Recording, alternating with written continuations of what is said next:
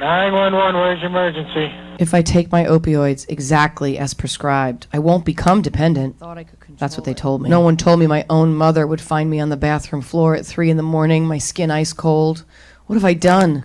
She won't see her only son graduate, get married, have a family. Who will be there to watch over my little sister? Who will walk her to school, meet the first boys she brings home? Thought I could control it. I thought I was invincible. I'm not a thief, but I stole from strangers, my friends. I stole my grandmother's wedding ring.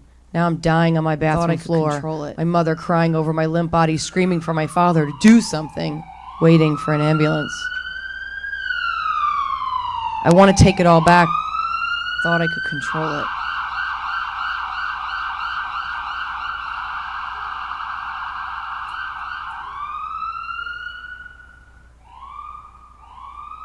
Thought I could control it.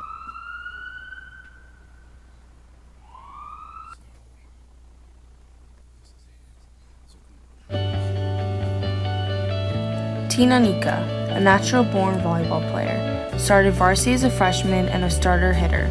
A hard worker, athletic, and smart, one of the best on her teams. But as her anxiety and stress became worse, she turned to opioids, until the day she made her fatal mistake.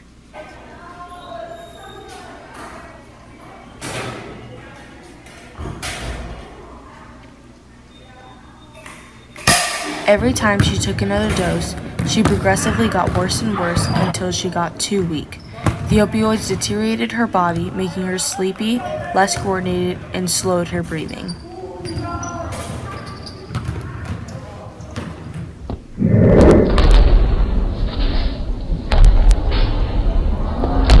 Tina was one of 47,000 people to overdose from opioids in 2017. Don't take the fall for opioids, take the stand against them. After my brother had died, when I was 15, was the first time I ever tried an opioid. Before my brother's death, I was just a normal kid. I liked video games, I played sports. Going through the grief of my brother's death, he told me that if I were to take this drug, I wouldn't have to feel anything anymore. When I took it, I felt numb. Any problem I had just kind of went away. My addiction got worse. I stole more. I hurt more people. I burned all the bridges. I ruined all the relationships I had. I had no one. I wasn't even getting high at this point. I was just not being sick anymore, and it would cost me probably around $300 a day. The mental addiction to this takes over your mind. I thought I had no choice. I just needed to do what I needed to do to feel okay. And so that was the first time I tried heroin, and there was no going back after that. Ended up overdosing, almost dying only a few feet from where my brother was found dead. Took 4 shots of Narcan to bring me back. Addiction is a chronic relapsing and remitting disease and hijacks the brain. What we really need to do is come together and stop this epidemic killing thousands every year. I was going to be an artist. I knew this since I was little, scribbling waxy rainbows with crayons. I knew this when I was older, painting in crisp strokes late into the night. I knew who I wanted to become. And then I made the decision. It was just a few pills at first. My friend's prescription painkillers. Then came the spiral. The constant need for just one more pill. Just one more. I didn't know anymore. I didn't know who I wanted to become. The simple things that had given my life color just didn't. My friends didn't want to be around me. My dreams were gone, faster than any eraser could erase. I should have gotten help, but I didn't get help. Don't make my mistake.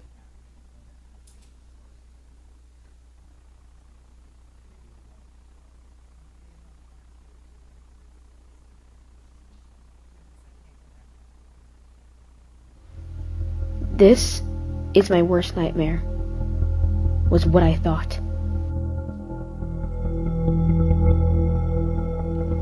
They're just pills. The doctor prescribed them, is what I thought. It worked before, it'll work again, was what I thought. It's my only option, was what I thought. 2 more. I can risk it. 6 more. I need it. I know they won't understand. It's fine. I have it under control. I thought. I can't move my body. I thought. Think again. Get some help. I'm not here to make you happy. I'm not here to make you sad. I'm not here to inform you, to tell you what to do, to tell you that you shouldn't have tried it in the first place. That I know it's an addiction, and that I know it's hard, and that we can get help together. I'm not here to speak from experience, because I know you won't listen, because you're addicted to opioids. I'm not here to tell you what I know is the eventual outcome. Instead, I'm just here to show you what will happen, because I can't be there to tell you. Because I've gone down the same path before.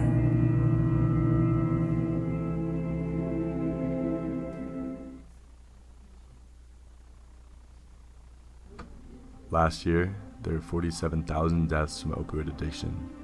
The average high school has 750 students. This means that last year alone, 64 high schools completely vanished. Gone forever. Your crowded halls, completely empty. Your friends you hung out with and saw at school are all gone. All that is left are the empty pill bottles and the memories of the ones who used to use. Stop the epidemic today. Seek help now.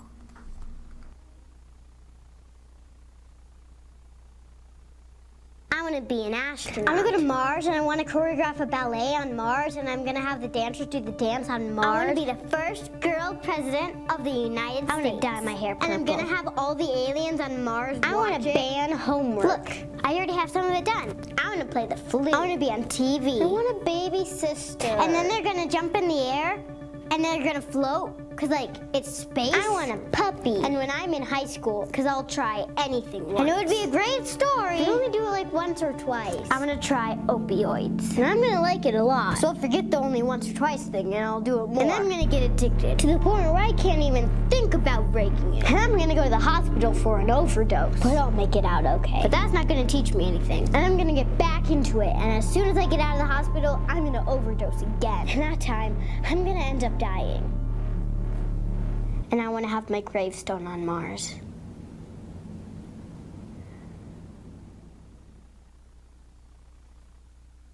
My life has been amazing. I got my first car, met a girl, graduated high school, top of my class. Then I went to my dream college on a full-ride athletic scholarship, graduated with a bachelor's degree, and remember the girl? She became my wife. Then, some years passed, quite a few years. Then my wife and I built a house and had 2 beautiful children. Then, I got my first big promotion. Life went on. I raised kids, and before I knew it, they were as old as I was. In my old age, I thought a lot about the legacy I would leave as I looked at my grandkids playing with the widest smiles on their faces. My life had its ups and downs, but that's just life. A life I never got to live. A legacy I never got to fulfill because I died of an opioid addiction. Now my legacy is just a bottle.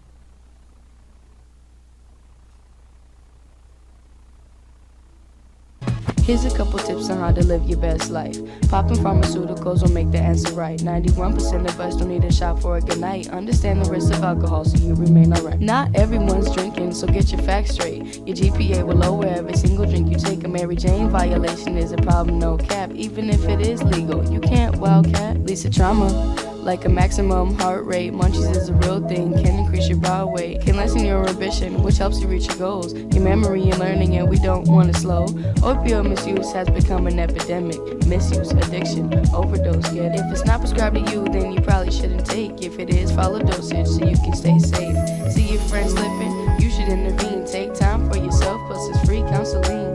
We already get gray skies as it is, why add depression and anxiety for kids, affects your ability to concentrate in class, which isn't what you want because we're all here to pass. If you pass, then you graduate, tassel from the right. These are just some few tips on how to live your best life.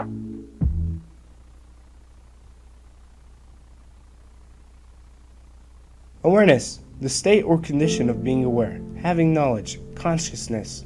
We are not aware. We sit here thinking everything's alright, but really are going through something that no one expected. When you ask me who the real killer is, I don't say this or that. I don't say it's a conventional drug dealer, no. I say it's the one you trust to help you get back, only to find out that it's the one who stabbed you in the back. Opioids. It's the real killer, putting over 21,000 Americans in a restless sleep in 2015.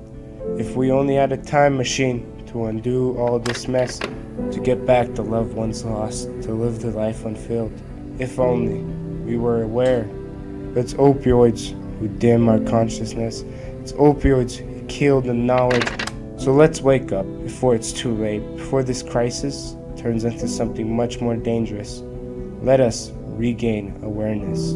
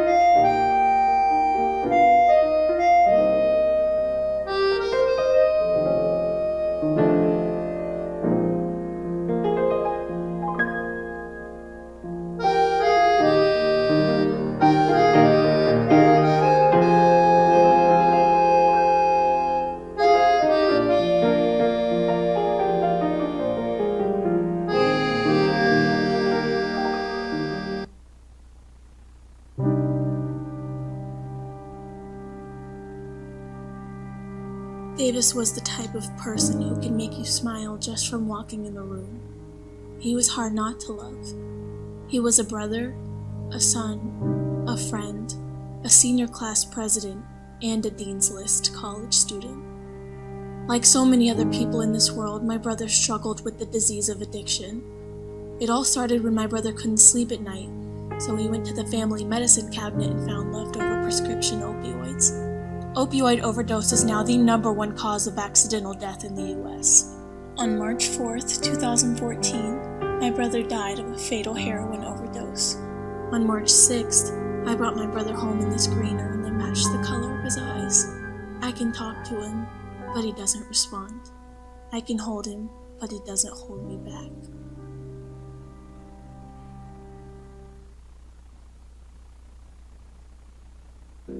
I told you, it's some type of painkiller. The doctors gave it to my mom after she got out the hospital. I heard you can actually get high off of these. And the more you take, the higher you get. I'll bring some over to your crib later today. We can try them together. Don't do it, say no.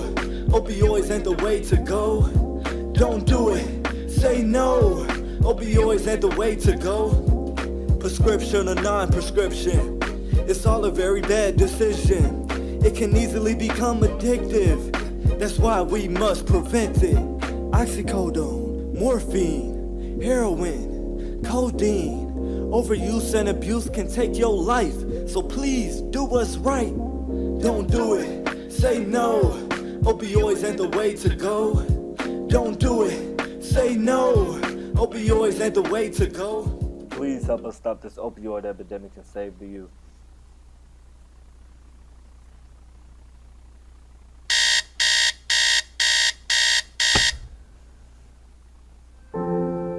I'll never understand how this could have happened.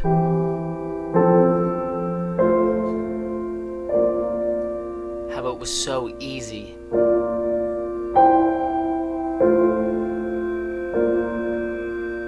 How I didn't see it.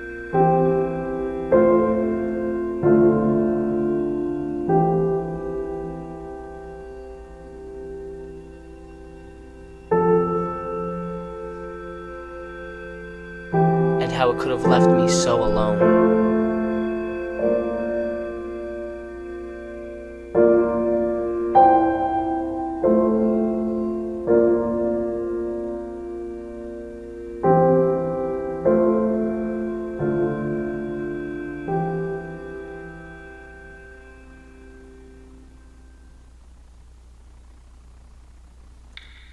Things that we romanticize.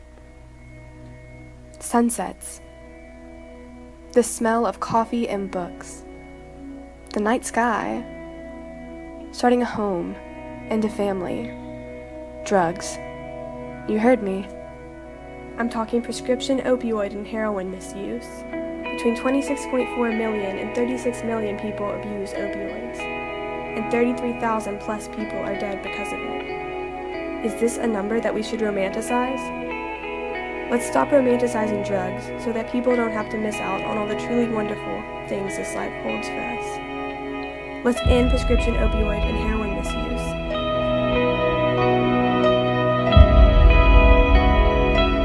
Operation Prevention.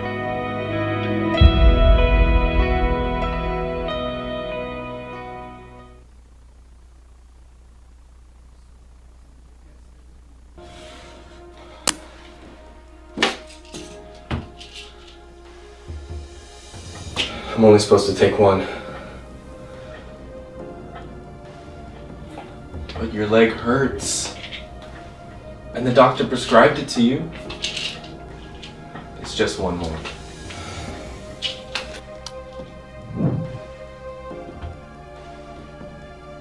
More.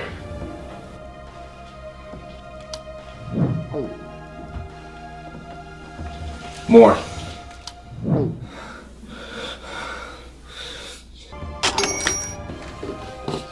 More. More!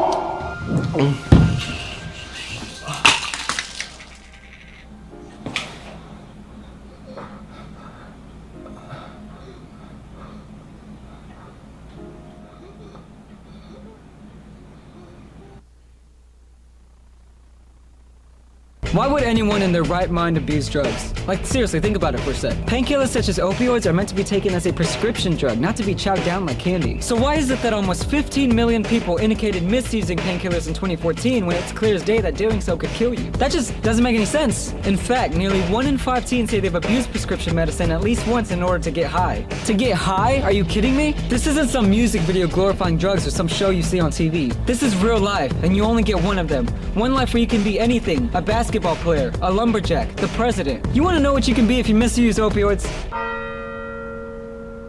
Exactly. No temporary high is worth risking your life forever.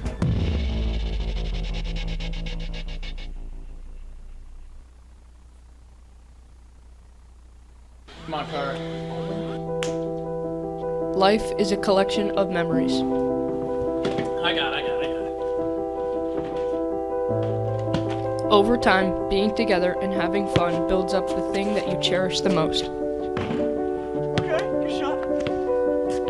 Relationships with family and friends.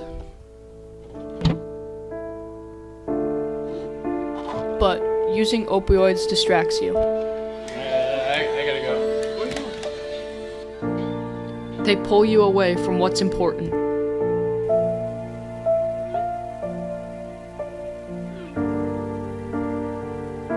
They dictate your actions. Don't worry about it, bro. Without even knowing, they sneak up behind you until the last pin drops. Don't let your life get swallowed up by an opioid addiction. Get help. Lights, camera, action. You are the producer of the movie of your life. You can direct this movie and ensure it becomes a blockbuster by writing a good script as you make good choices. DrugAbuse.gov reports using abusable substances at this age can disrupt brain functions in areas critical in motivation, memory, learning, judgment, and behavior control. Your tale is just now commencing. By making the correct choices and straying away from opioid abuse, you will be able to continue creating the blockbuster film that is your life. There are so many friendships to be made, memories to be had, and adventures waiting for you. How will you direct the story of your life?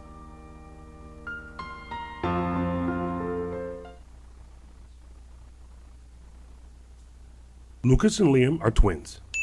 They share similar interests in games, sports, and music. They're in the 12th grade. They led fairly similar and healthy lives until one night.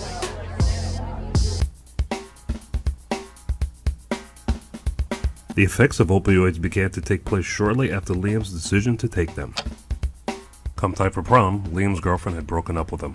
I just feel like you're hiding something. You've been acting so weird. Within months after Liam's choice in taking opioids, the twins' lives had become drastically different.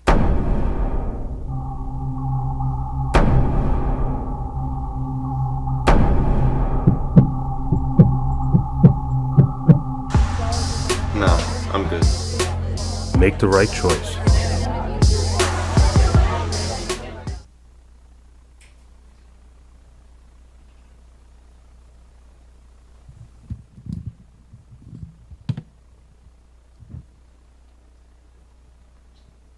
Okay, good morning again. For those of you who weren't here when I first introduced myself, I am Rich Lucy. I'm a Senior Prevention Program Manager here at the DEA in our Community Outreach and Prevention Support section. Hope you've enjoyed watching some of the PSAs that were produced by youth from across the nation as part of our Operation Prevention initiative with Discovery Education. And we'll have some more to show you after the panel. But at this time, I'd like to ask our three panelists to come out up and join me. I'll introduce you to them, and then we'll get into our Q&A.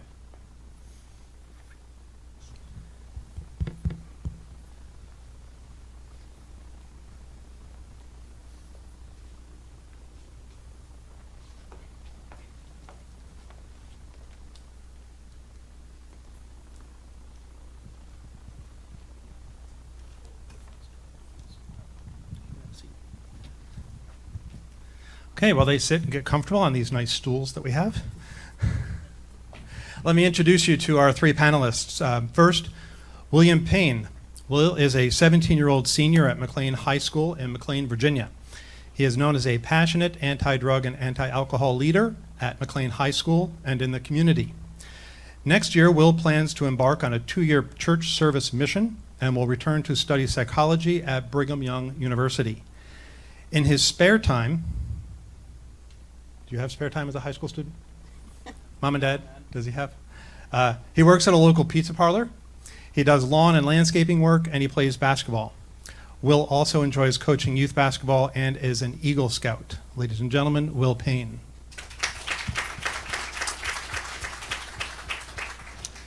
Next is September Johnson. Now, September and I go back a few years. She was an intern of mine in my previous federal agency at the Center for Substance Abuse Prevention, which is part of the Substance Abuse and Mental Health Services Administration. September is now an intern for us here at DEA in our section. So let me tell you a little bit about September. She is a master's in public health candidate at the Boston University School of Public Health. She earned her bachelor's degree in public health from the University at Albany. She has a background in project management and has over 3 years of experience as a public health professional in a variety of fields and settings. At the University at Albany, September was a peer educator with the nationally recognized Middle Earth Peer Assistance Program and helped develop the university's collegiate recovery program. September also has served as alcohol and other drug graduate assistant at Wellesley College. She hopes to continue her career in substance use prevention following graduation. Ladies and gentlemen, September Johnson.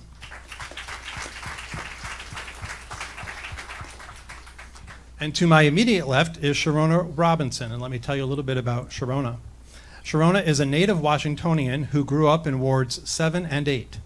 She is a Ward 7 resident and mother of 2 Ballou graduates, classes of 2015 and 2019, and 2 students who attend Ballou High School in Ward 8. Sharona currently serves as the PTSA president at Ballou High School and has served on a variety of education committees, including the Chancellor's Parent Cabinet and the DC Advisory Committee on Student Assignment. She believes that all children deserve a quality education no matter where they live, and in her role as a Community Action Team Coordinator in the DC Public Schools Communications and Engagement Office, Sharona's goal is to engage more families and community stakeholders east of the Anacostia River. Ladies and gentlemen, Sharona Robinson.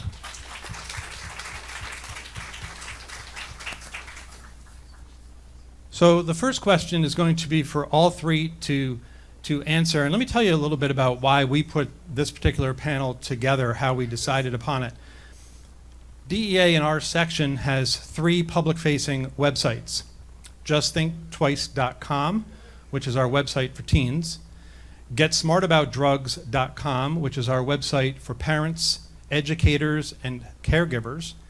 And our newest website, it's now 2 years plus old, is CampusDrugPrevention.gov, which is our website for professionals who are working to prevent drug abuse among college students. Since these are three of our primary stakeholders in the work that we do, teens, college students, and parents and educators, we thought we would pull together a representative from each of these groups to come up and talk a little bit about the importance of Red Ribbon Week and the importance of drug abuse prevention from their perspectives, both in high schools and in college settings, as well as being a parent and a community member. So I'm going to start with Sharona, and first is more or less a fill-in-the-blank type of question. Sharona, talk a little bit about why Red Ribbon Week is important for parents and community members. Good morning again, everyone. Red Ribbon Week is very important because of the education aspect of it. As we saw all of the PSAs, we just have a lot of youth who are dying. And when you think about why, it's because they don't know, what it is they're putting in their bodies. They see friends thinking, it's fun, that it's okay, but I feel like that education piece of it all is what's missing. And this week, it really should be every day of the year, but this week is extremely important because of that. Thank you for mentioning that. You'll hear that as a recurring theme throughout, is that while Red Ribbon Week is a specific 8 days dedicated at the end of October, the 23rd through the 31st, and as Sharona has said, we really should be talking about the importance of Red Ribbon Week and drug abuse prevention all year long. And that's something that we certainly promote. So Sharona, thank you for bringing that up. Will, how about for you from a high school perspective?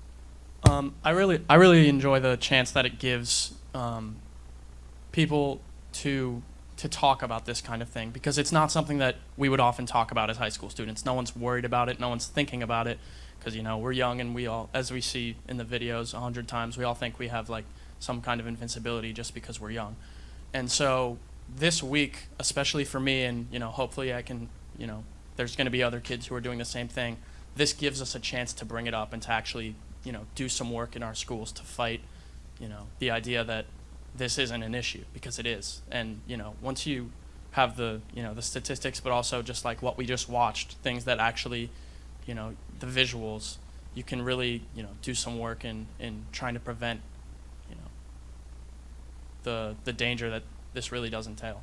So the takeaway I just heard you say is it really gives us the opportunity to talk about this issue. I mean, it gets it out in the open. We'll talk about stigma and those issues a little bit later.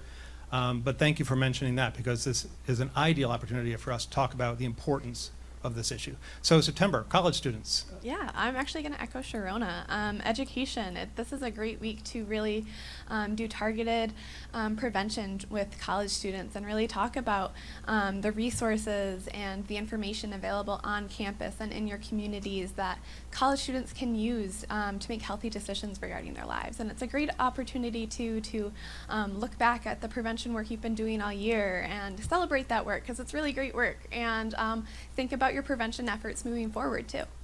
So I'm going to keep the mic, because I'm going to start the targeted questions with September. And so my entire career has been in drug abuse prevention, targeting specifically college students and preventing alcohol and drug abuse among that population. And I've heard time and time again, by the time they're in college, it's too late, right? That we need to get them in middle school and high school, which of course we do. But we know that that's not true. Certainly you can prevent drug abuse among this population. But September, I want to ask you, from your experience both as an undergrad student, you've been in peer education, now you're a grad student, what are some of the challenges the college campuses are facing around drug abuse prevention? For sure. So there are two that really pop out to me. The first is time. Prevention work takes time, and there's a lot to be done. And as students, we know that campus professionals are really busy. We totally understand that. You have a lot going on. And as students, we have a lot going on too. We have classes, homework, internships, applying to jobs, we're trying to practice self-care throughout all of that as well. So those are two really busy schedules, and hopefully in your prevention work, you're working with students as well to make that really effective prevention work happen. So you're dealing with two really busy schedules right there, but it's really important to take that time and carve it out so that your students are being continuously trained in prevention and all of the updated statistics and everything, so that they can go out and disperse that information to their fellow students as well. The other thing that comes to mind is when it comes to health information and trying to find the answer to something, our immediate reaction is to Google something and to use the internet to find our information. So when it comes to substance use, the internet is a great place to find that information, but sometimes there can be a lot of inaccurate health information out on the internet. So we want to make sure that we are taking the time to train our students to find that accurate health information and to be able to identify what is and what is not accurate health information, so that they have that skill moving forward to make the best decisions for themselves. Excellent response, and so a bit of a not so shameless self-promotion. I mean, if you want to go on campusdrugprevention.gov, we have a section called the Student Center. And what I'm about to tell you isn't applicable just for college students. September wrote an article for us on how to find relevant and valid information around drug abuse prevention. If you go to the Student Center, you can download the article that September wrote, because I think that really will help you not only in your own work, but among your peers and work that you're doing with your friends and such in school. So if you get a chance, take a look at the article that September wrote. So Will, I'm going to ask you, why do you think some people your age in high school are using drugs? Well, firstly, because I think they think it's fun, which is like, at some point, at some level, it's as simple as that. There are people that are using drugs for recreation. But I think at another level, there's certainly there's a drug culture at my school, and I'm sure at many high schools around the country. It seems like drugs are kind of the popular thing to be doing, and you really, really need to determine what you are, like who you're going to be, like what you're going to do and who you're going to be, and the choices you're going to make from day one in high school. Because I thought, as a freshman, I thought I had made friends who were at the time kind of committed to, steering clear of that kind of stuff. And, by senior year now, I can't, they're completely different. They've kind of given up on that.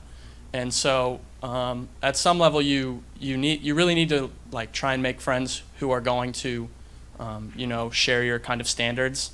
But at another level, you also have to be willing to just say no, even if you're the only one. It's better to be right and alone than to be wrong and in the crowd. So. Okay, thank you. Sharona, I'm going to talk to you. We're focusing this first question on challenges and the why. So what are some of the challenges that your community, and you're in several communities within DC, yes. But what are some of the challenges that the community faces around drug use? So what I will say is each community does have its own identity. However, right now there is more of an issue around synthetic marijuana, more so than opioids.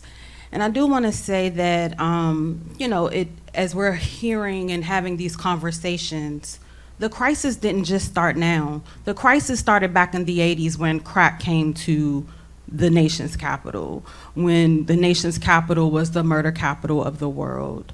So, but unfortunately, because of the communities it's affecting, more white, more affluent, we're now talking about it as a crisis. But in my community, it's been a crisis for quite some time.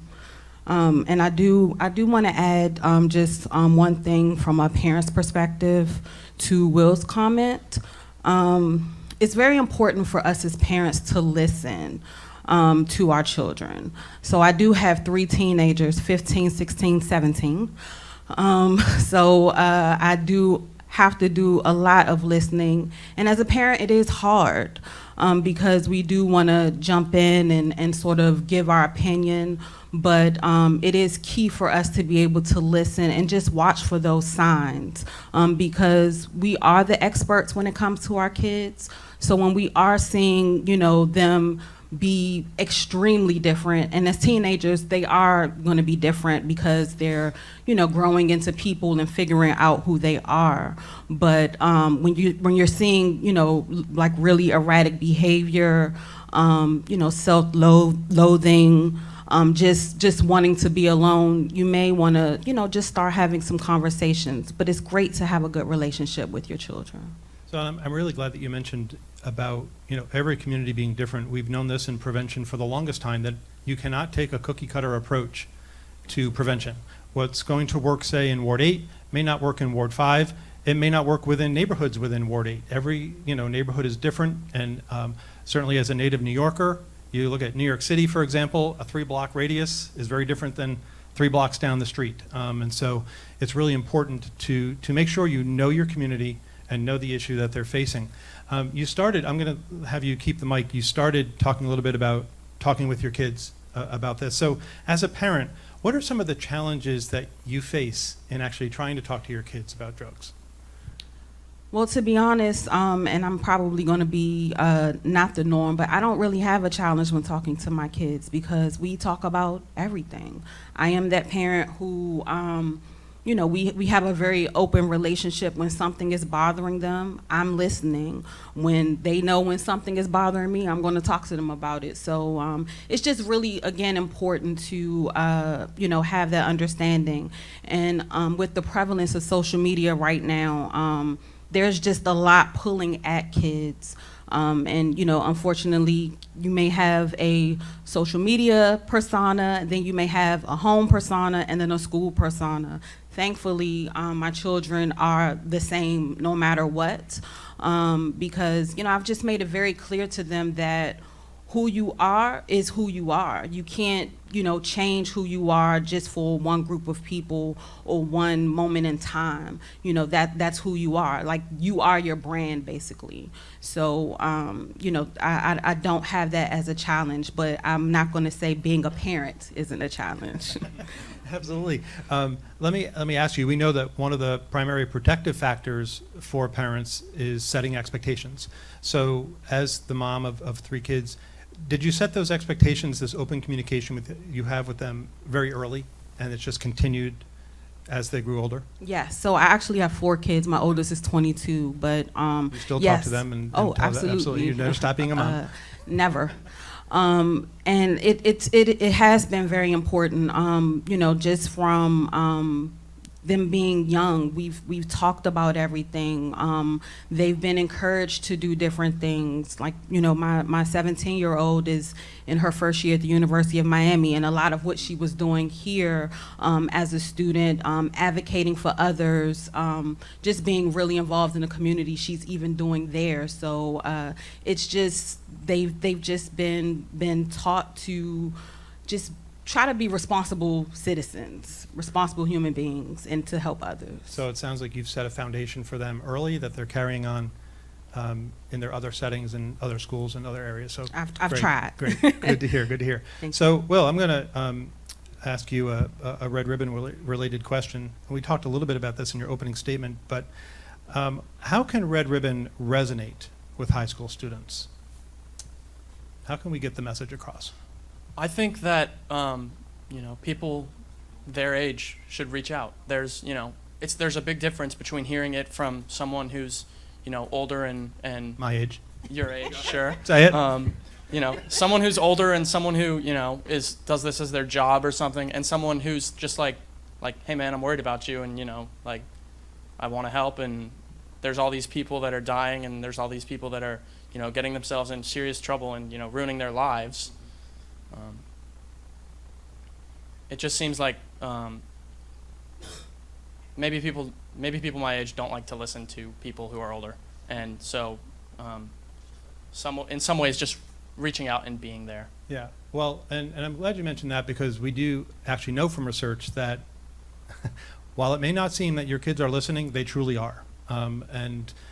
Parents are actually one of the top influencers on their kids, research has shown. And so that's why it's important to have those conversations with them, even though it doesn't seem that they're listening, they really are. So I'm glad that you've mentioned that, and the peer influence is certainly major, because that's another group that they listen to. often. And September, I mean, as a college student, you've been in a peer education program, and so I guess that's a segue for you.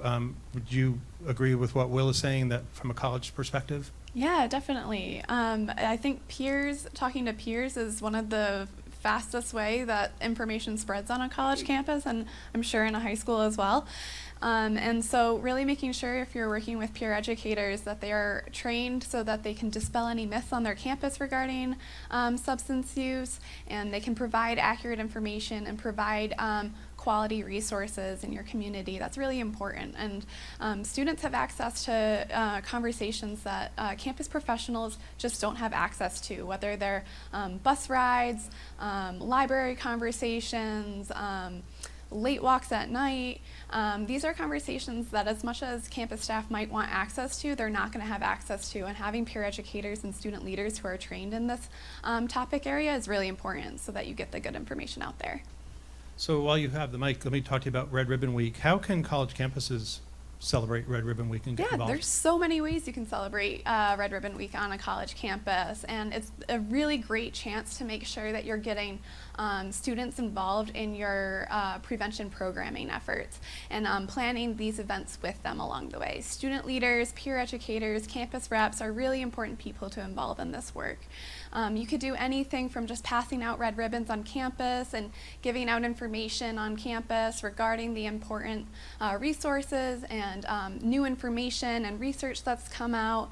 You can host trainings, host lectures that students might want to come to. There are so many different ways. If you want to host a really big event, a really healthy and active way to get students involved might be like a walkathon or a dance-a-thon, something along those lines. Just make sure you're getting your students involved so that they can help make that celebration a success. So for the people here in the audience, as well as all of the people who are watching and listening via the live webcast that's actually going on right now, I think I do want to make sure that I point you to our Red Ribbon site on DEA.gov. So if you go to DEA.gov/Red Ribbon, one of the documents that you'll find there in the toolkit is a helpful sheet on 20 ways in which schools and communities can get involved in Red Ribbon Week. And so we pass that out as a resource, of course, of which September has mentioned many different schools and communities can get involved in. So thank you for that. Will, I want to come back to you with something. You, in your opening statement, you talked about the drug culture. And no, McLean is not unique to this. There's a lot of drug cultures, different drug cultures all across the United States. How has the culture in high school, of course you're speaking from your particular high school, how has the culture made drugs more difficult to avoid? Because they're everywhere. Like I'd say, we were talking. My geosystems teacher, that's irrelevant, but one of my teachers was. She basically said, like, oh yeah, probably 20% of the students at McLean smoke marijuana, and the class laughed because the number is so much higher in reality. It seems, at least to us. Like maybe we're wrong, but I think as students maybe we're over guessing, but. Basically, it seems like it's everywhere all the time. You walk into a bathroom and kids are, juuling, which is another, big issue. But the two ones at my school, I think we're lucky that we don't have to deal with, some of the harder drugs, but we are dealing with gateway drugs, and that's equally as dangerous because it just leads you down that path. So there's a lot of marijuana and a lot of vaping at my school. So that's.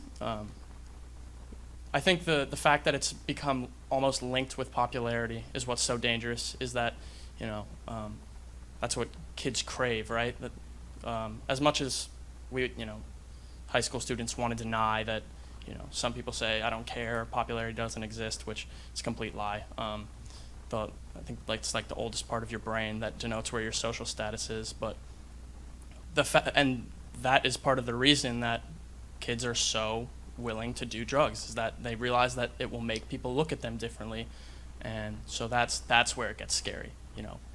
The fact that it's fun, whatever, there's a lot of fun things that people don't do because they know it's dangerous. The fact that it gives you a little recognition from people is where it gets dangerous.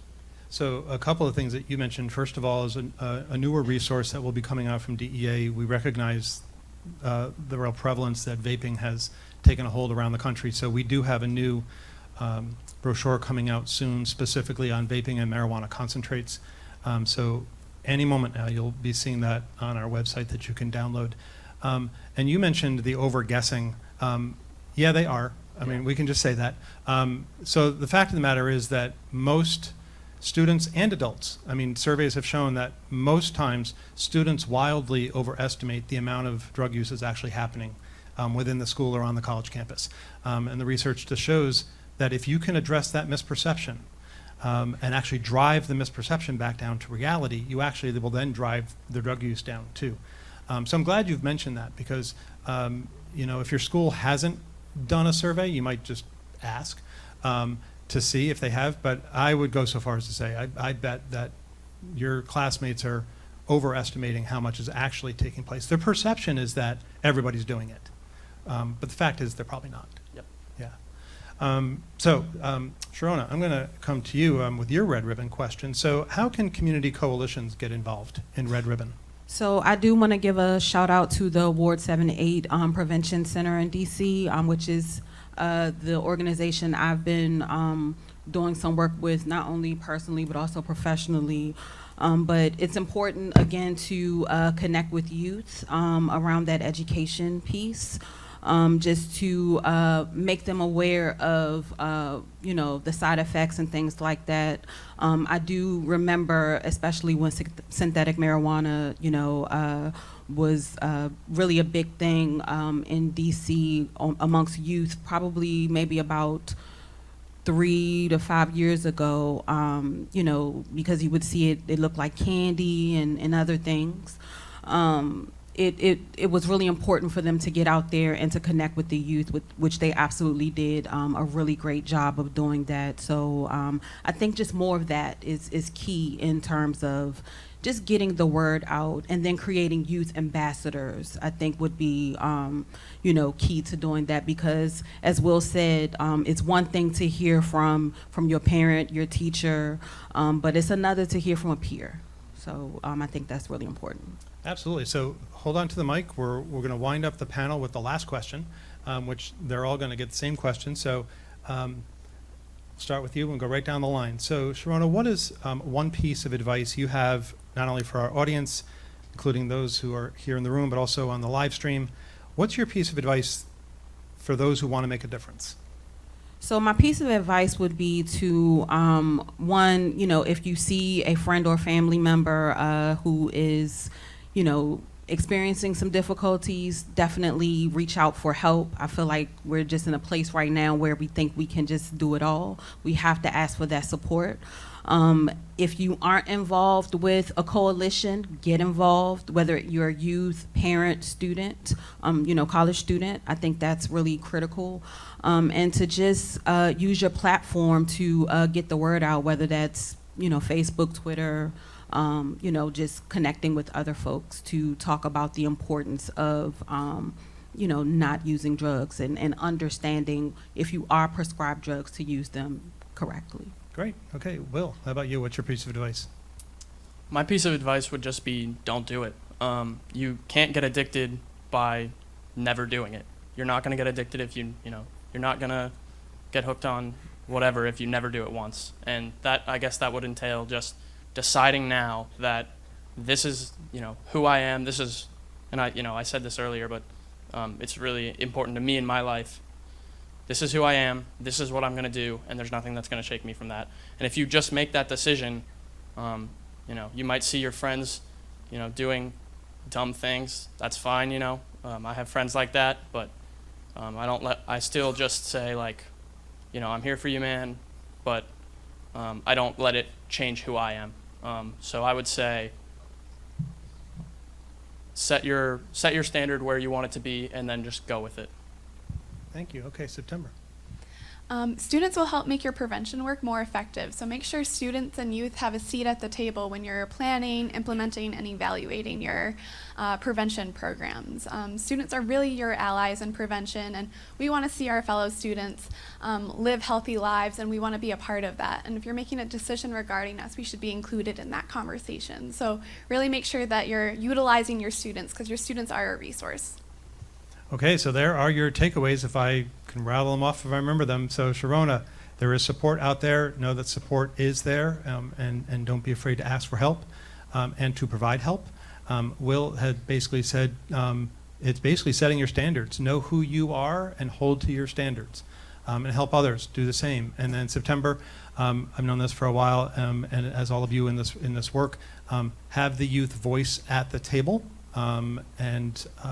because youth will help to support what they've helped to create.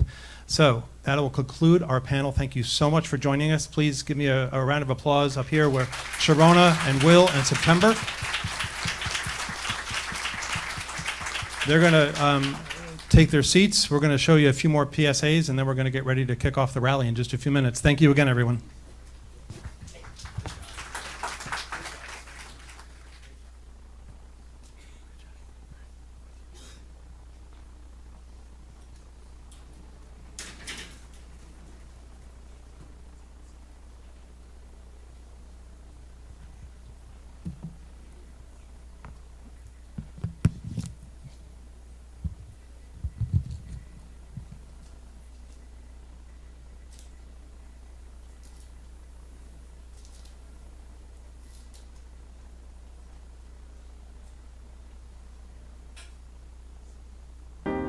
I have the worst headache. I don't think I'm gonna make it through the night.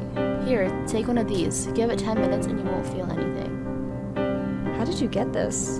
My dad left them on the counter. These are addictive. I'm not taking it and neither should you. I know, they just make me feel good. Lauren! Okay, I'll stop taking them. Promise? Promise. She broke her promise. She started taking them more and more. It wasn't long before her dad figured out where they'd been going. She started to have withdrawals when he took the pills away. She doesn't go to school anymore. I don't see her anymore. She said she would stop, but it's not that easy. My advice to you, don't start in the first place.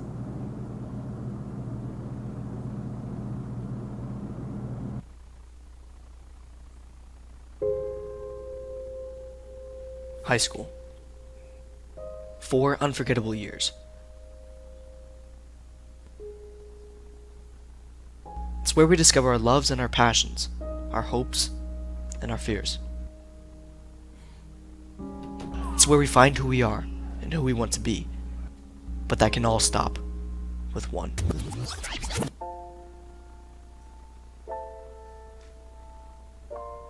Instead of our reflection, there's only an empty shell.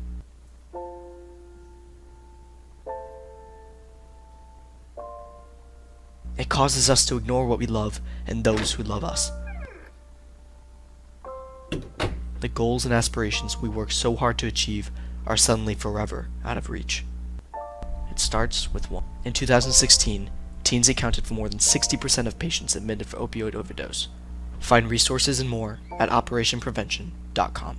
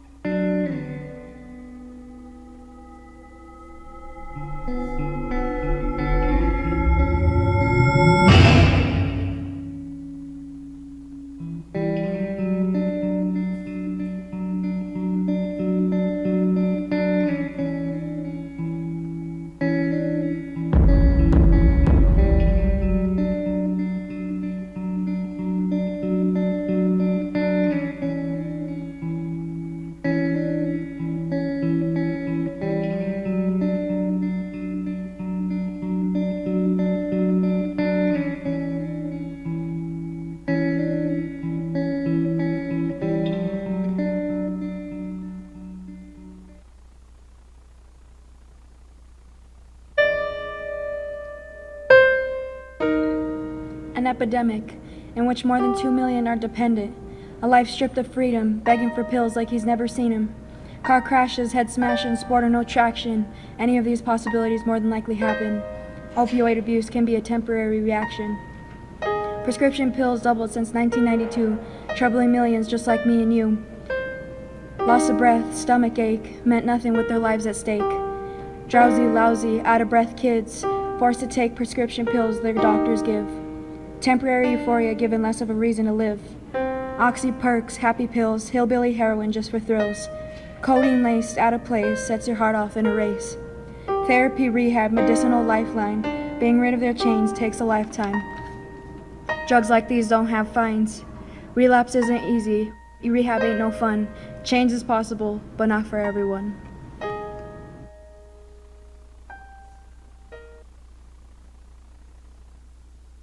Life is full of choices.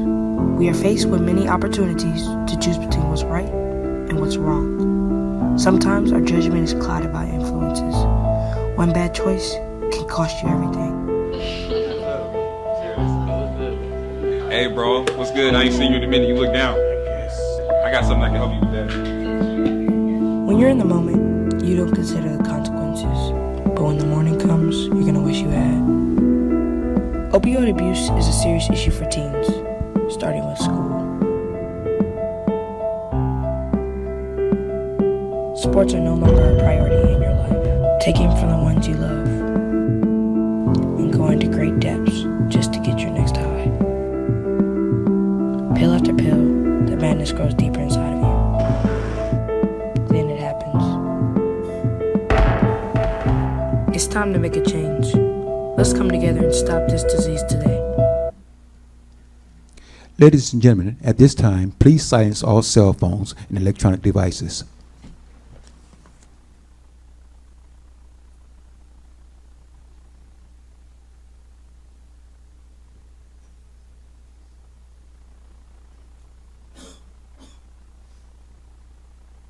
Ladies and gentlemen, a warm welcome for the First Lady of the United States, Mrs. Melania Trump, Mrs. Mika Camarena, Acting DEA Administrator Uttam Dhillon, and the Director of the Office of National Drug Control Policy, Mr. Jim Carroll.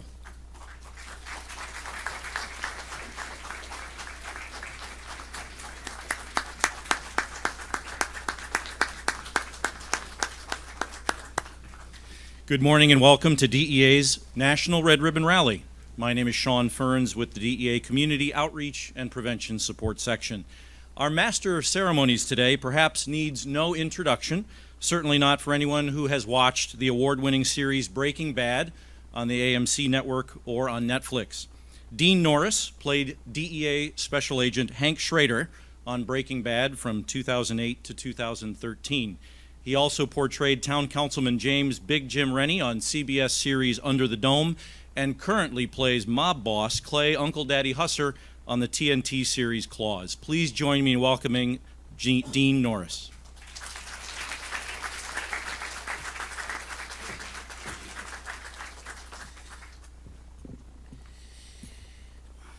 Hello. Thank you, Sean. Good morning, everyone. It's a pleasure to be here today to help kick off Red Ribbon Week. That's my first time at the DEA headquarters, and having spent 6 years portraying a DEA agent, it will always have a special place in my heart. Would you please stand for the presentation of colors by the Young Marines Color Guard, and then remain standing, please, for the playing of the national anthem by the H.B. Woodlawn Chamber Singers.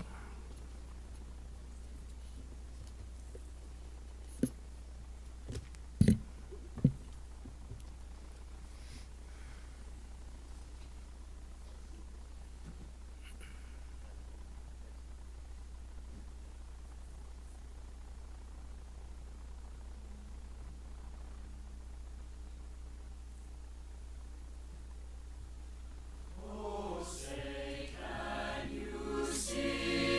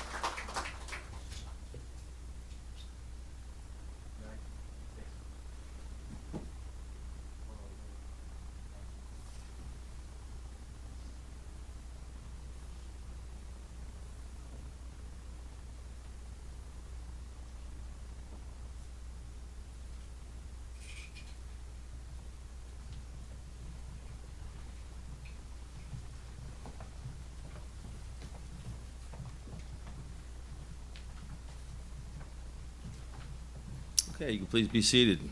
Thank you, H.B. Woodlawn and the Young Marines. Thank you all for joining us today at the DEA's National Red Ribbon Rally. This important program today helps to kick off the celebration of Red Ribbon Week across the nation, which is an annual event to promote living drug-free. During Red Ribbon Week, drug-free observances will be held around the country. And these events serve as a reminder to everyone of the need to educate America's youth about the dangers of drugs, use, and abuse, and as a call to intensify our efforts concerning drug abuse prevention, education, and awareness. And that's why we're all here today. I'd like to welcome our very special guest, the First Lady of the United States, Miss Melania Trump. Thank you for being here.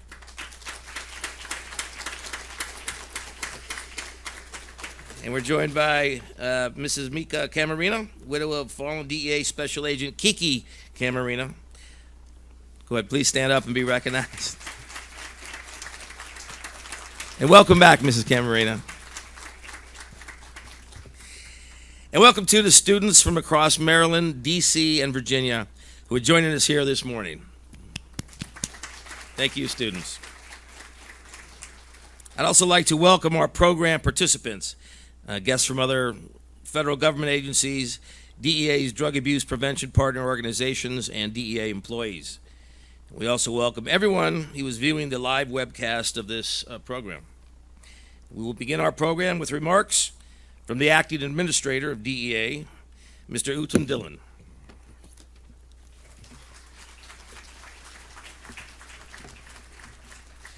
Mr. Dhillon was appointed DEA's Acting Administrator on July 2nd, 2018 by Attorney General Jeff Sessions.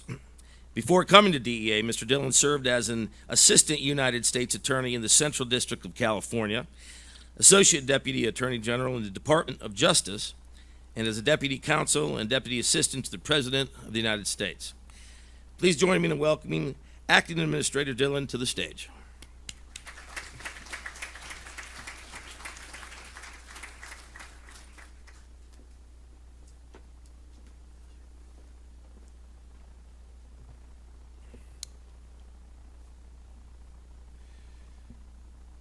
Dean, thank you for that kind introduction and for being our Master of Ceremonies today. I would like to thank all of you for being here for this very special Red Ribbon event. I would especially like to welcome my good friend and America's drug czar, the Director of the White House Office of Drug Control Policy, Jim Carroll. Jim, we are grateful.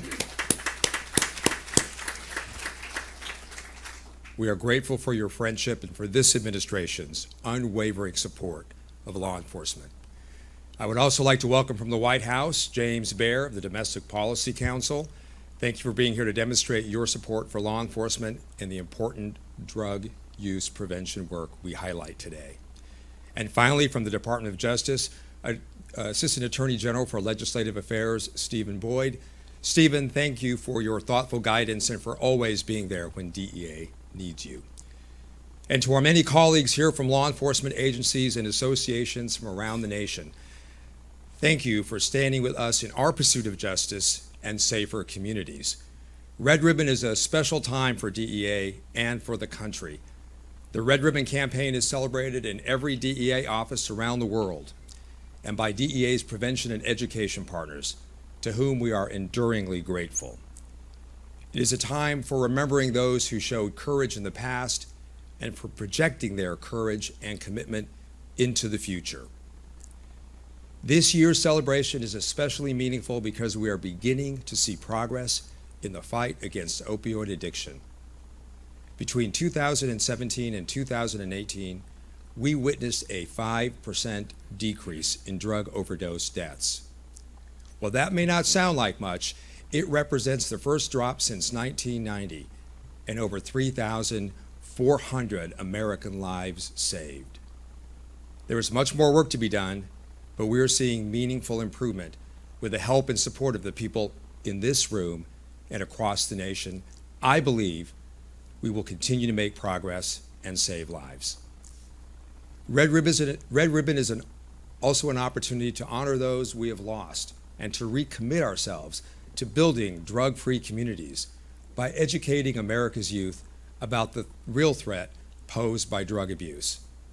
And this is the day that we pause and remember a person very special to the DEA family, a person who is a testament to selflessness, courage, and to a commitment to a cause greater than oneself. On February 7th, 1985, DEA Special Agent Enrique Kiki Camarena left the Guadalajara, Mexico DEA office to meet his wife Mika for lunch, just across the street from where he worked. He never made it. Throughout that February, DEA engaged in a massive investigation, and while that investigation progressed, a local farm worker discovered 2 bodies in a field adjacent to a busy road about 1 kilometer from a small Mexican ranch. One was Mexican pilot Alfredo Zavala, and the other was Special Agent Camarena. Mexican drug traffickers had kidnapped, tortured, and murdered him. I visited Guadalajara last month and saw the place where Special Agent Camarena was kidnapped and the house where he died. It was a sobering and powerful reminder of the sacrifices made by the selfless men and women of law enforcement who every day face incredible dangers in the fight to keep us safe. Special Agent Camarena was determined to make a difference, and he paid the ultimate price. His sacrifice and the sacrifice made by everyone on our wall of honor motivates us to work harder to accomplish our common goals. We do this by educating the next generation, extending compassion to those in addiction's grip, and vigorously enforcing the law against those who prey on the innocent.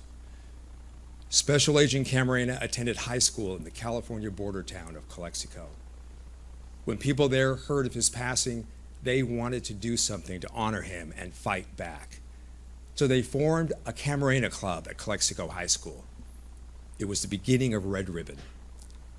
I'm pleased that 2 of the founders of that original club are here today. Henry Lozano, a friend and high school classmate of Special Agent Camarena, and who has dedicated his life to drug prevention. And someone who I know very well, my brother David Dhillon, a teacher at Calexico High School, who worked with Henry and others to bring about the first Red Ribbon efforts more than 3 decades ago. Henry, David, thank you for being here today and for your vision. I hope you are proud of the way we have continued your legacy. The National Family Partnership helps carry on that legacy today with their work on the Red Ribbon campaign. Mrs. Camarena, thank you for being here today. Your husband was a man of personal integrity, courage, and patriotism. 34 years ago, he died fighting for what he believed was right, confronting evil in the form of ruthless Mexican drug traffickers.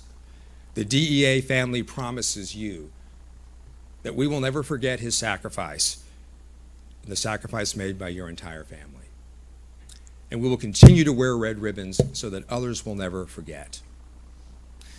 And I am pleased to see that we are joined today by so many students from DC, Maryland, and Virginia schools. You are the reason the men and women of DEA do what we do every day. And I ask you to please wear your red ribbons proudly. Go back to your schools and homes, tell your friends and families about what Red Ribbon symbolizes, a call to service that Special Agent Camarena answered, and a pledge to live drug-free. You have the power to change the future, and we are counting on you to do just that. And finally, we are truly honored to have someone here today who cares deeply about America's children and has traveled across this nation bringing compassion to those who see too little of it. She also shares our commitment to ending America's drug crisis. Through her Be Best campaign, she has encouraged children to achieve their full potential and raised awareness about their health and well-being, online safety, and opioid misuse. First Lady Nancy Reagan provided her early and avid support for Red Ribbon and attended rallies as the campaign got organized in 1988. However, today marks the first time a First Lady has ever visited DEA headquarters. So it is truly a historic day for DEA, a day when we are honored to have our very special guests join us in celebrating Red Ribbon. Ladies and gentlemen, please join me in welcoming to DEA Headquarters the First Lady of the United States, Mrs. Melania Trump.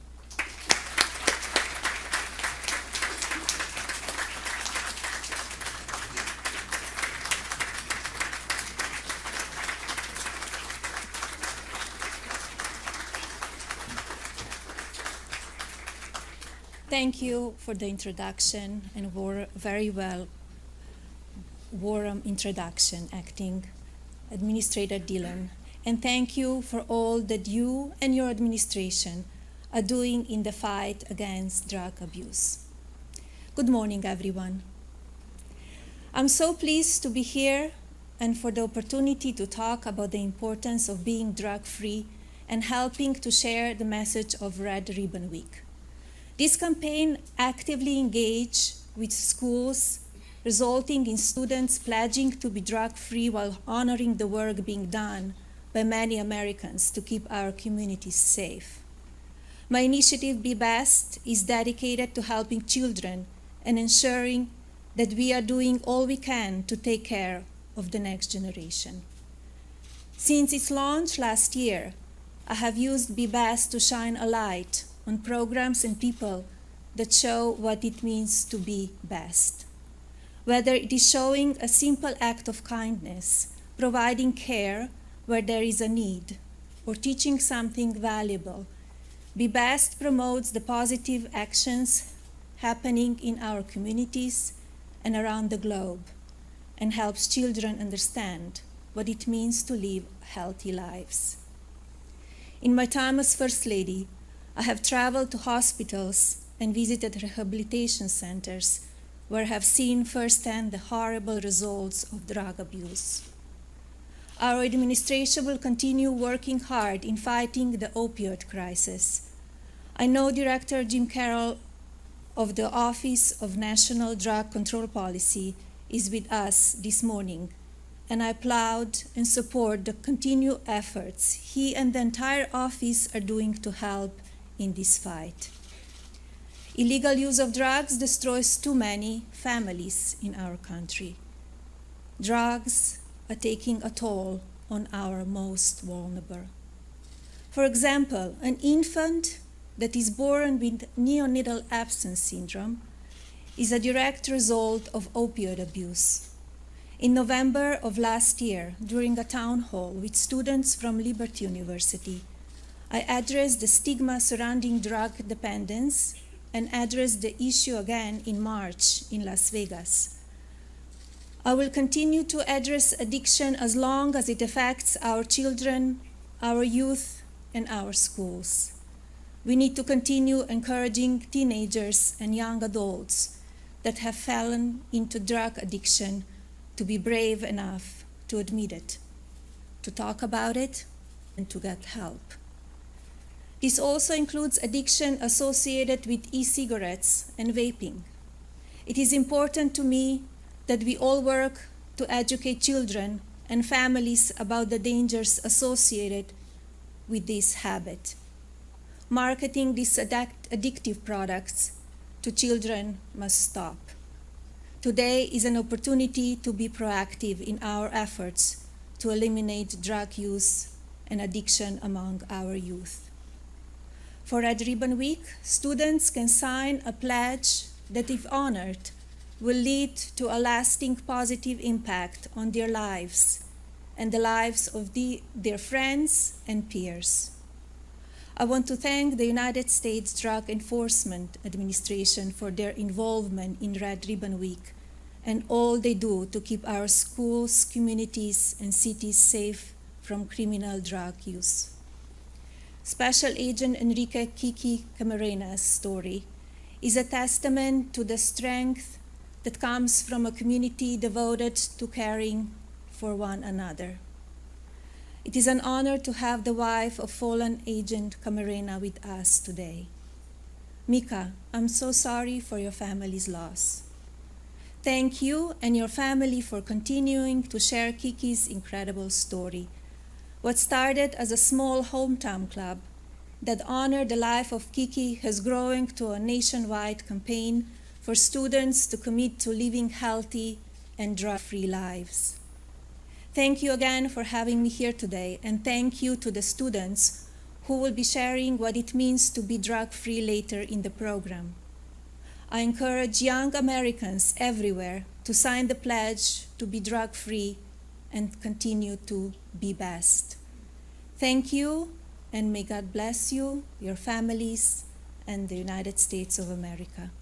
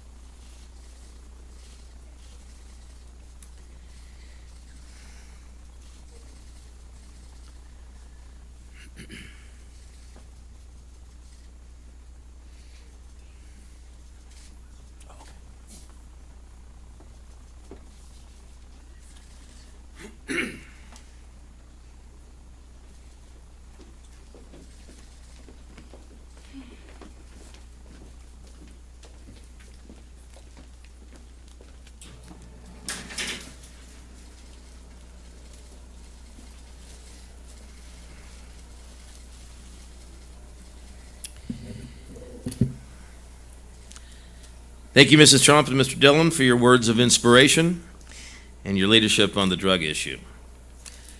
Now, we all know that the Red Ribbon started as a result of the horrible loss of DEA Special Agent Kiki Camarena. New for Red Ribbon this year is a way to learn and explore the story behind Red Ribbon. DEA worked with the experts at Google, specifically Google Earth, to develop an interactive, self-guided tour of key places and events in the life of Kiki Camarena and the origins of Red Ribbon Week. So thank you, Google, and Mike Trin for your support. We're now going to take a sneak peek video tour of this new Google Earth experience titled The Life of DEA Special Agent Kiki Camarena. And we are honored to have Kiki Camarena's high school friend and classmate, who you heard about earlier from Administrator Dhillon, Mr. Henry Lozano, narrating this tour. And we're delighted to have Henry Lozano with us today. Henry, please stand and be recognized.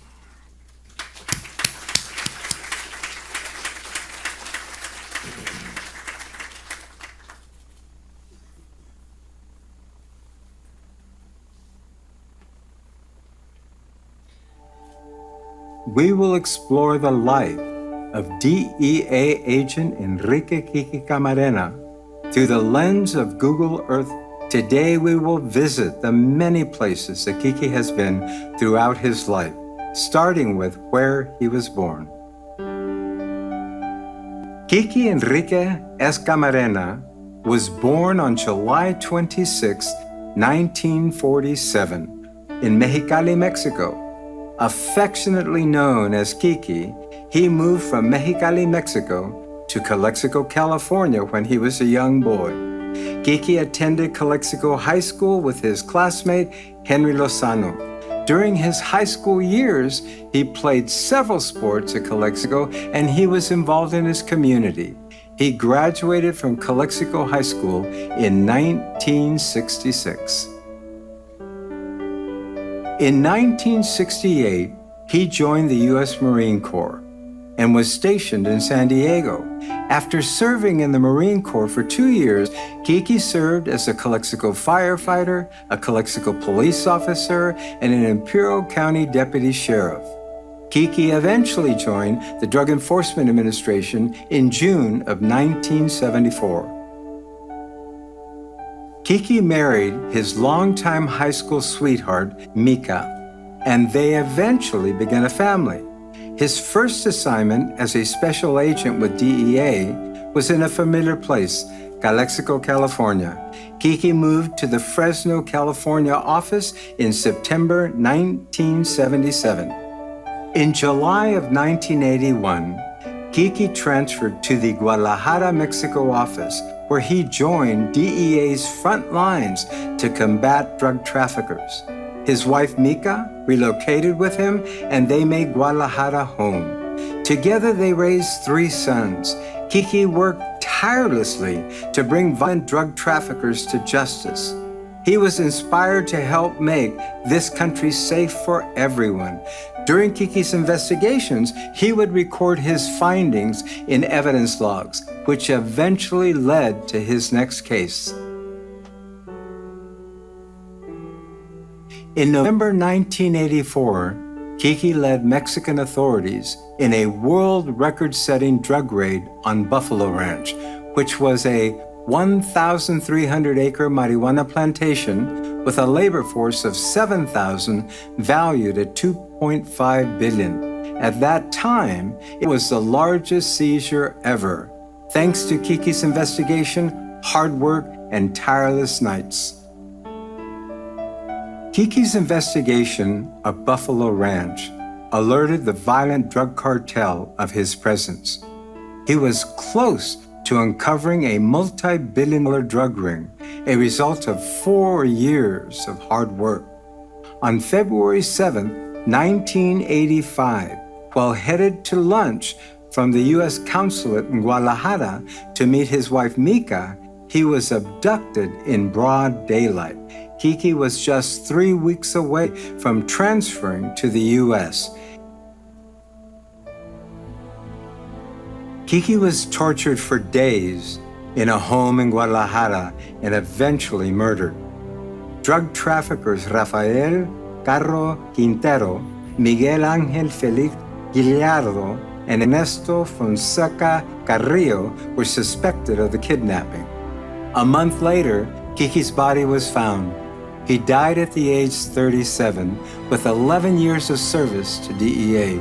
He left behind 3 children and his wife. On March 5th, Kiki Camarena's body was found on a ranch outside of the town of Zamora, Mexico, approximately 60 miles outside of Guadalajara, along with the body of slain Mexican pilot. Autopsy reports indicated that Special Agent Camarena had been tortured and beaten.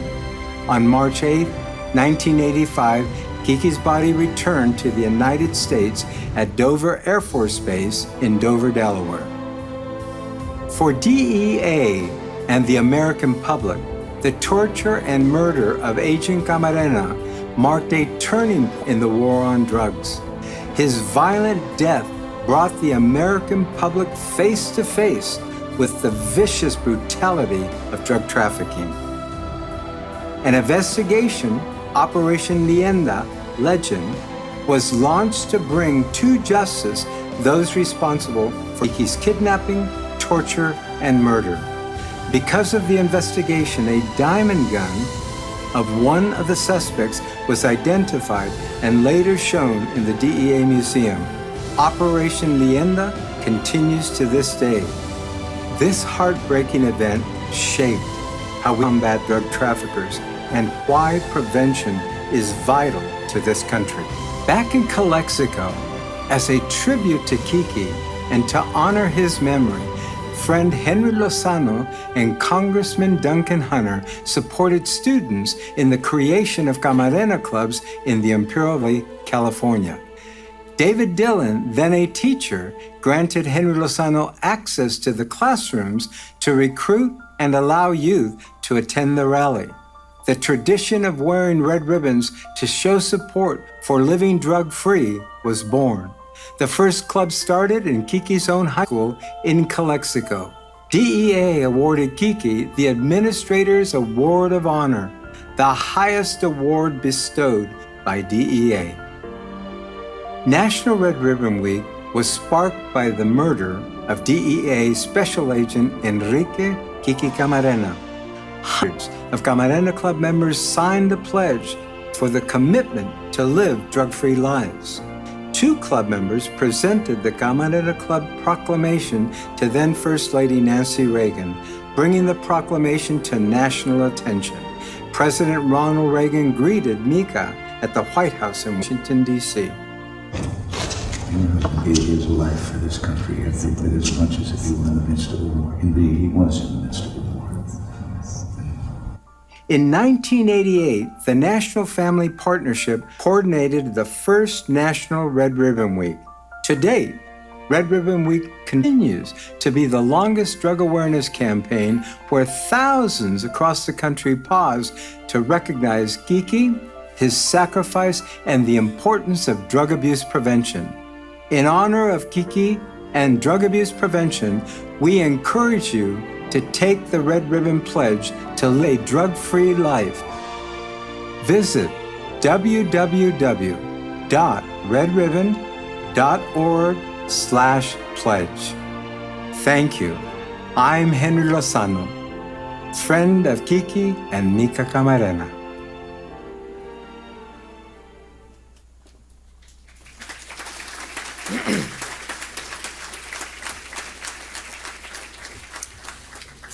This Google Earth tour will go live to the public on October 22nd at g.co/Red Ribbon Week. And now it's time to raise DEA's 2019 Red Ribbon Visual Art Contest winners.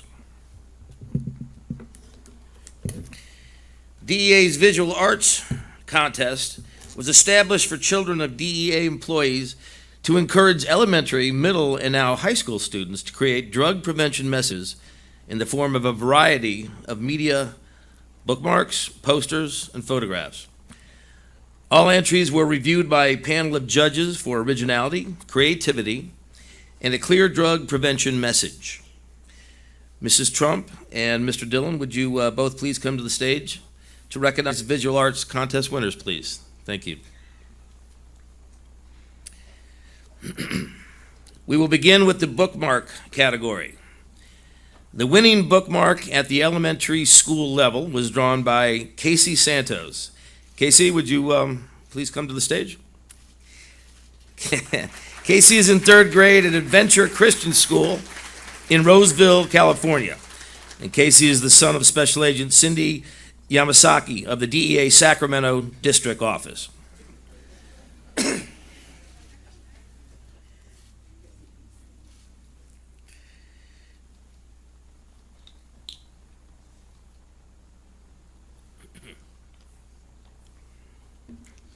All right. The winning bookmark at the middle school level was drawn by Susan Pritchard. Susan, would you please come to the stage? Now, Susan is in 7th grade at Harpool Middle School in Lantana, Texas. Susan is the daughter of Special Agent Bill Pritchard, Aviation Safety Officer in the DEA Aviation Division.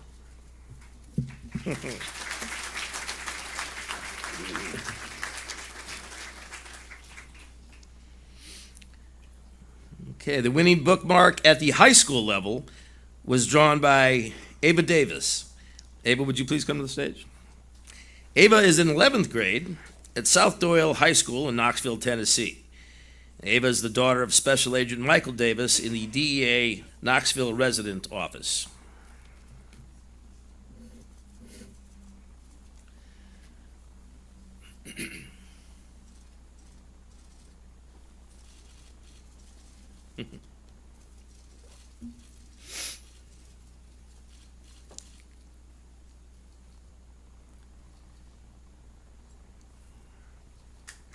All right.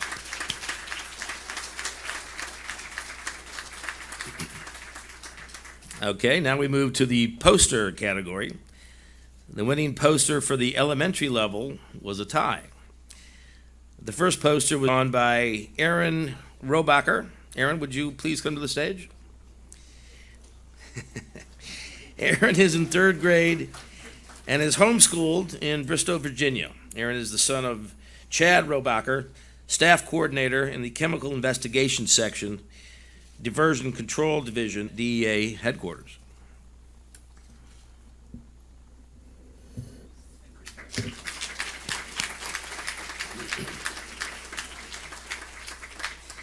And the second poster was drawn by Anastasio Rosario. Anastasia, would you please come to the stage? Anastasia is in the 4th grade at Ferdinand T. Day School in Alexandria, Virginia. Anastasia is the daughter of Staff Assistant Deborah Lynn Rosario, Office of Congressional and Public Affairs at DEA Headquarters.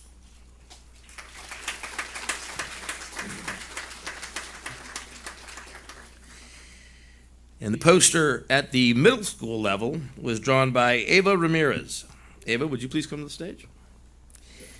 Ava is in the 8th grade at Benicia Middle School in Benicia, California. Ava is the goddaughter of Alicia Reddy, Diversion Outreach Coordinator in the DEA San Francisco Field Division.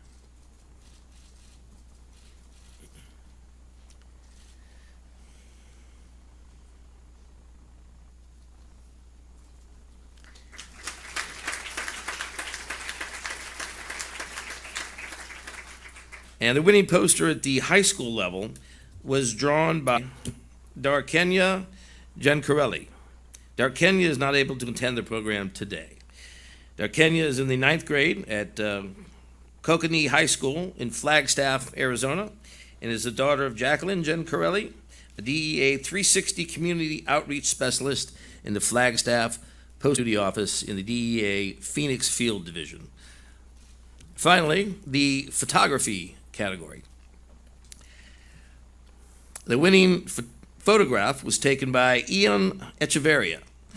Ian, would you please come to the stage? Ian is in the 3rd grade at the Kingdom Christian Academy in Dorado, Puerto Rico. Ian is the son of Nadia Rodriguez, a task force officer in the DEA San Juan Division.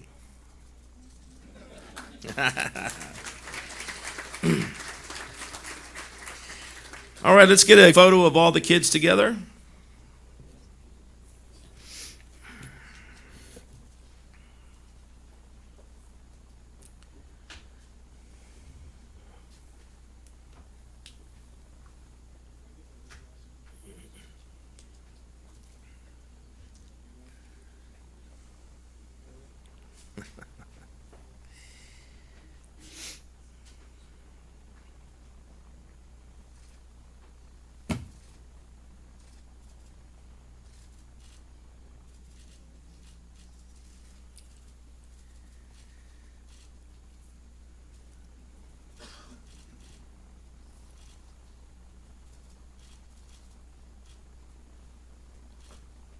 All right, let's give a hand to all our visual arts contest winners. Thank you.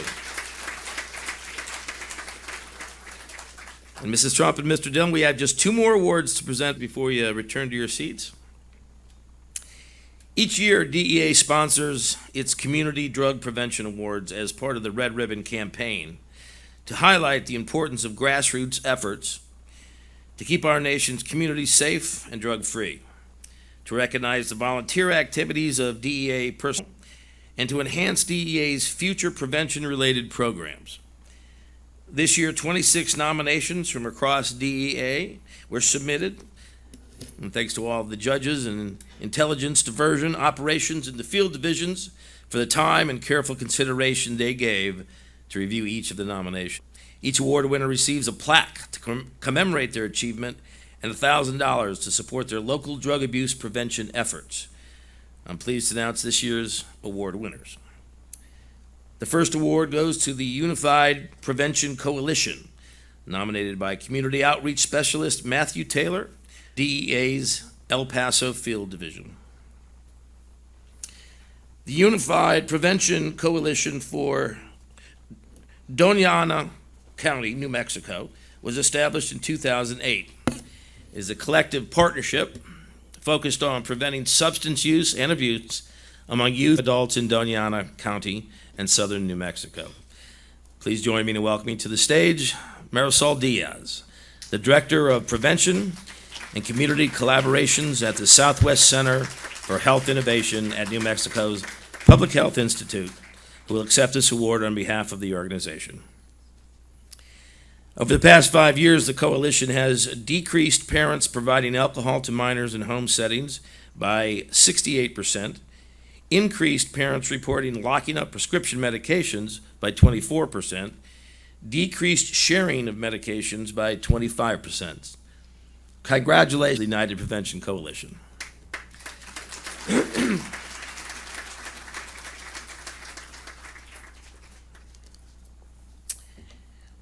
All right, the second award goes to the Fort Bliss Army Substance Abuse Program. Prevention Education Services Unit nominated Special Agent Jennifer Tinkler from the DEA El Paso Intelligence Center. Please join me in welcoming to the stage Richard J. Depew, Prevention Coordinator for the Fort Bliss Army Substance Abuse Program in Texas, who will accept their award. The Fort Bliss Army Substance Abuse Program's mission is to enhance installation and soldier readiness and well-being by fostering a prevention environment and creating lifestyles that are free of substance abuse.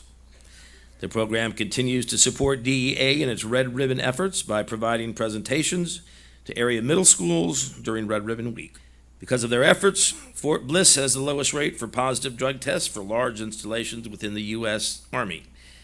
As a result of their support of National Prescription Drug Take-Back Day, there are now MedSafe bins at every pharmacy on post, so all can properly dispose of medications. On average, up to 500 pounds are collected each month. So congratulations to the Fort Bliss Army Substance Abuse Program.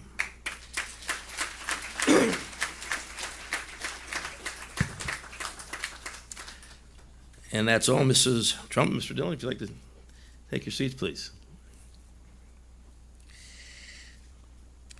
Congratulations and thank you, Fort Bliss in Texas and the Unified Prevention Coalition in New Mexico, for the great work that you're doing to keep us all talking about the drug problem and educating our nation. Now, in addition to the Visual Arts Contest and the Community Drug Awards, DEA promotes other contests and programs that support Red Ribbon Week and demonstrate that it is truly a celebration for everyone. DEA is a co-sponsor of the National Family Partnership National Red Ribbon Week Photo Contest, which engages families, schools, and communities to actively spread the Red Ribbon Week message. NFP coordinated the first National Red Ribbon Week celebration in 1988, and we thank them for their continued leadership and ongoing coordination of Red Ribbon Week. We're honored to have Miss Peggy Sapp, President and the National Family Partnership, joining us today. Peggy, if you can please stand and be recognized.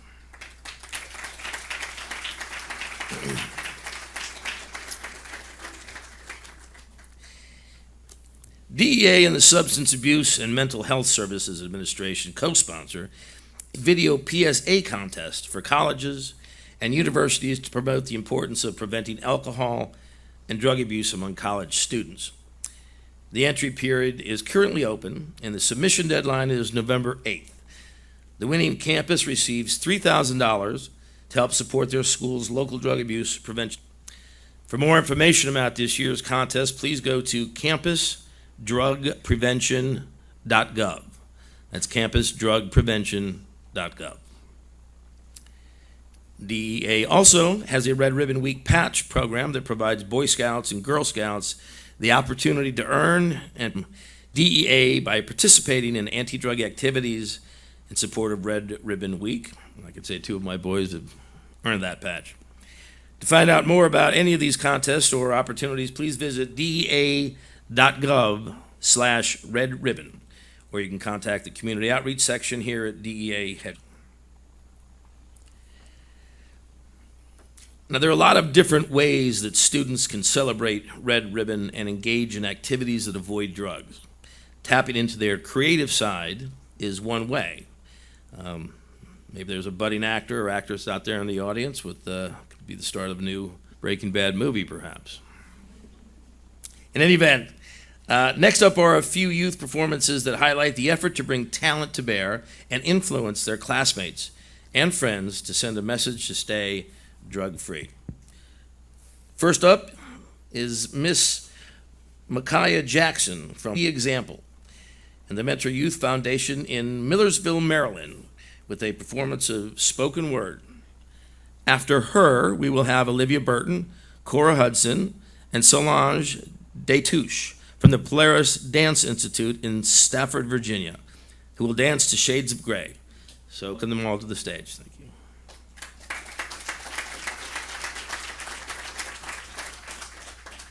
Good morning, everyone. My name is Micaiah Jackson. Thank you for the opportunity for me to be here today. I go to Old Mill High School, and on behalf of Living the Example, I'm going to be presenting a personal poem I wrote entitled Live Different. I hope you guys enjoy. I know it's difficult to live this life, so you ruin your body chasing after a one-time high. You've hit rock bottom trying to find the light, and now you think you've touched the sky. It's that bad that you need to numb the pain, to self-induce poison to the brain, to wake up every day saying, I don't feel so great. Maybe another hit will help ease these veins. You become so numb, you start begging for more. Can't walk to the front door. Lying in bed awake, shouting, God, please save me. Your mom over your grave, whispering, I miss my baby. Isn't it enough? Is your life not enough? You're stronger than you think and braver than you show. But the worst thing of all is that you don't know how powerful you are. The possibilities are endless. You don't have to do things just because your friend is. If these words could speak into your soul, it would say, you could do anything you dreamed to pursue. The things you dreamed of, things you believe, all you gotta do is get rid of the mask and see that your life is precious. So what's it gonna be? Do you really want to smoke or want to be free? With family and friends?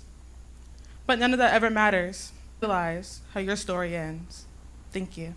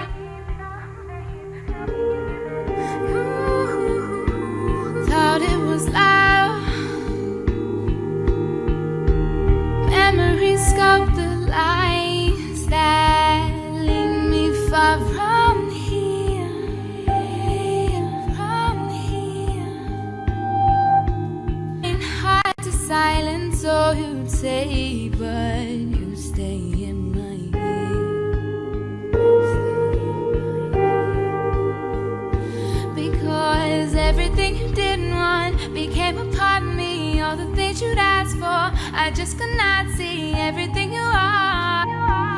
Everything you are left a broken heartbeat. Through the dark and shades of gray, I see beauty in the rain. I find myself. Let me find myself. Cold feet, walk alone in the night. Through the shades of gray, I see beauty in the rain. Stones on the ground where I'm lying, called out to a stranger and died. It was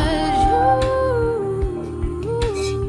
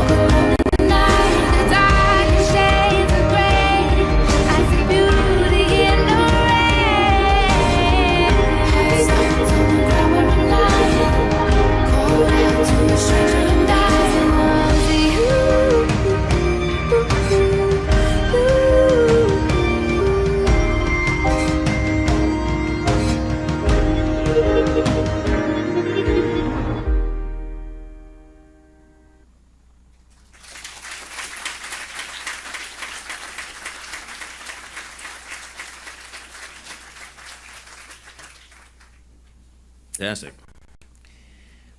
We'll now have a final musical selection by the Chamber Singers from the H.B. Woodlawn Secondary Program in Arlington, Virginia.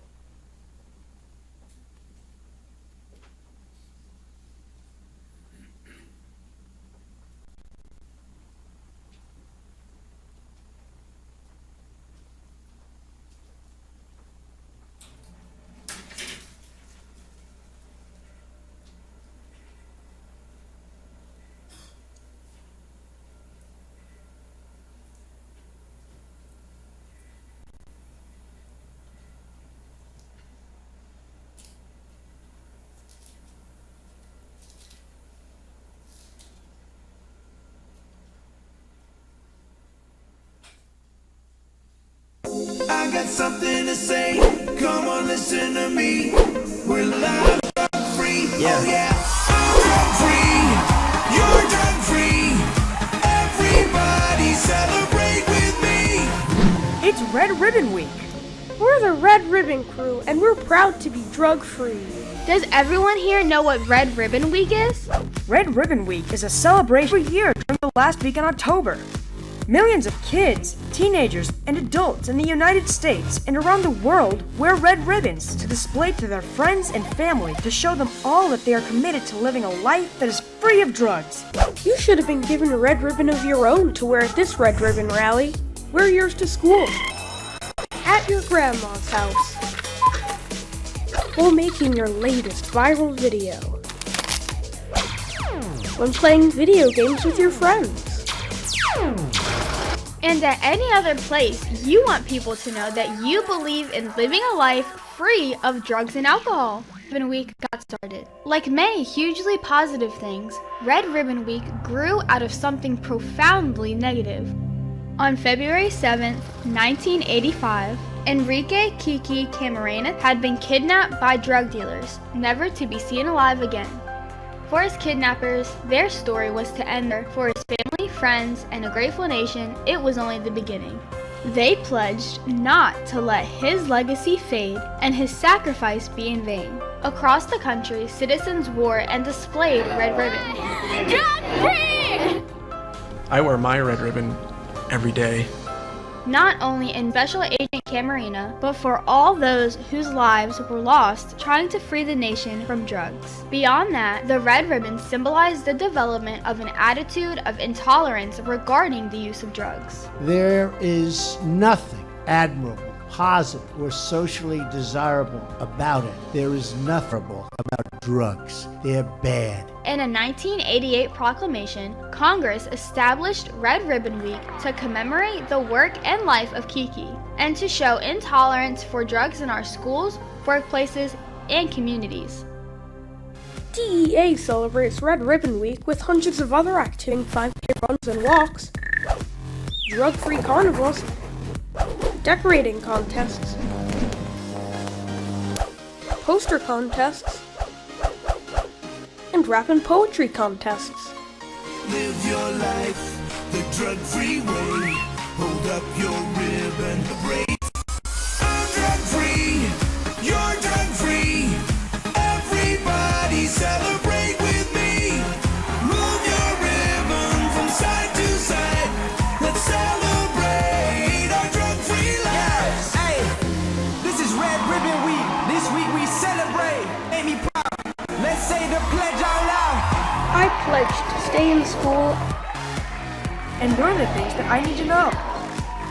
I pledge to make the world a better place for kids like me to grow. I pledge to keep my dreams alive and be all that I can be. I pledge to help others and to keep myself drug-free. Take a look what some of these kids do to stay drug-free. I play baseball and I think that's very important. And education, that's very important. I sing, I act, I go on a lot of social media, very loud teenager. Love who you are as a person and not feel that you have to escape from what's real in life. My whole life right now revolves around performance and entertaining people, making people happy.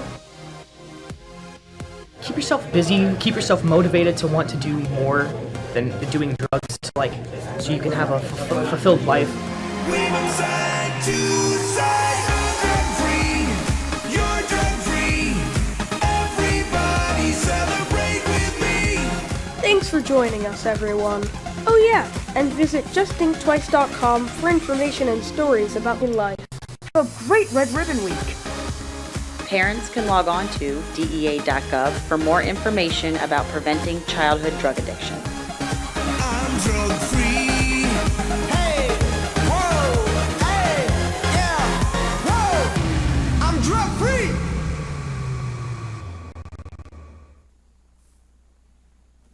All right, that was pretty good. Okay, now I hope everyone was paying attention to the end of that video where they did the Red Ribbon Pledge, because now you all are going to do it for real. Would Acting Administrator Dhillon please join me here on stage to lead us in the Red Ribbon? Would all the students in the audience please stand? All right.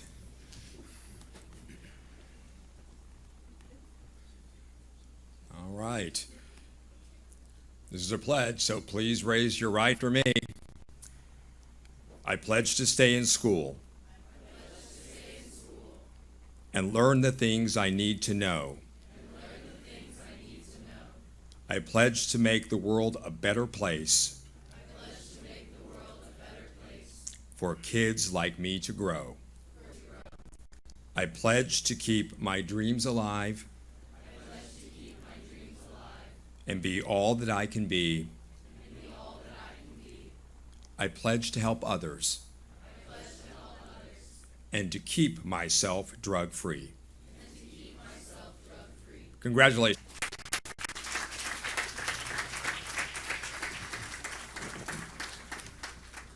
Thank you, Mr. Dhillon, and thank you, students.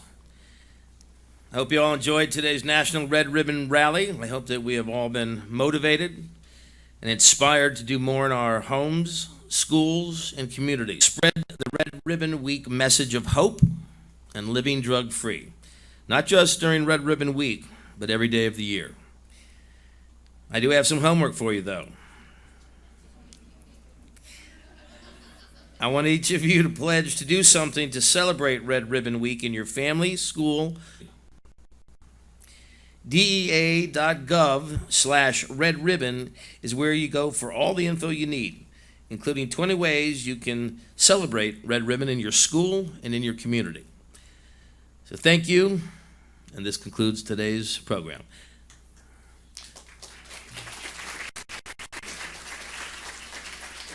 This time I'd like to invite our dignitaries in the front row to exit the auditorium, please.